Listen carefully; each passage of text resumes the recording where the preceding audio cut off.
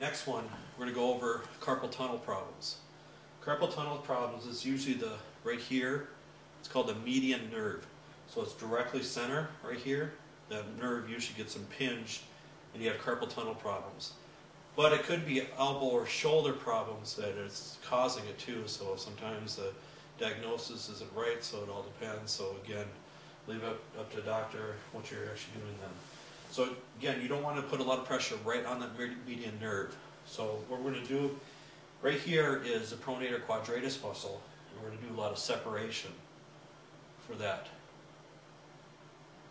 So do a lot of broadening techniques, or you can kind of hold it like this and bring it like this. Kind of separate up. You can even go up in this area too, so all the way up. Another option is kind of stretch out this area. So wrist extension to stretch it out. So again, you're stretching out the flexors here more. Or you can go pinky right here. Wrap both 3 fingers on each side and kind of separate and spread right in the wrist region and also in the palmar region. So again, it could be many different things that it's causing those kind of problems. But for carpal tunnel syndrome, it's usually these 3 fingers.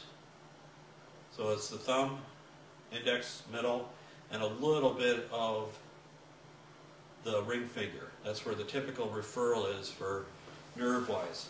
But again, when we went over thoracic outlet syndrome, it's the pinky and a little bit of the ring finger. And so it's the other fingers that are affected in the thoracic outlet syndrome. So again, that's a typical referral, but again, it can be different with each person then. Another option for the carpal tunnel syndrome, you're just going to use your whole forearm. You're just going to go slow and glide up there. But you think you're putting a lot of pressure on the median nerve, but it's so balanced out, and you're using more of the flexor side. And you make sure you have a little bit of lubricant on here, so you're just doing a little bit of slide all the way up then. And you can also perform it going down, again, really deep and slow, but each time you can go a little bit deeper too. So let's say it'll take 30 seconds to a minute sometimes to get down to this area. The next time you can go a little bit deeper. But again, anytime they're having tingling sensations, back off and try a different technique. And a way to kind of liven, waken up, just do a little shimmy too in that area to help relieve it then if they're having any kind of problems then for any kind of with carpal tunnel syndrome. But carpal tunnel syndrome's starting to be you're starting to see that a lot more, especially with people using the keyboard a lot more these days. And women tend to have a little bit more than males, just because the smaller gap in this region. So sometimes it helps if you have a larger gap in the wrist area, so the median nerve can go through that area.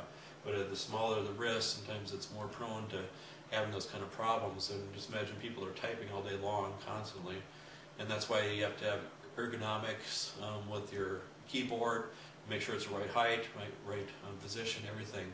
So I know some businesses will have specialists come in to help you out with those kind of things, just so they don't have to pay a lot extra in insurance costs then.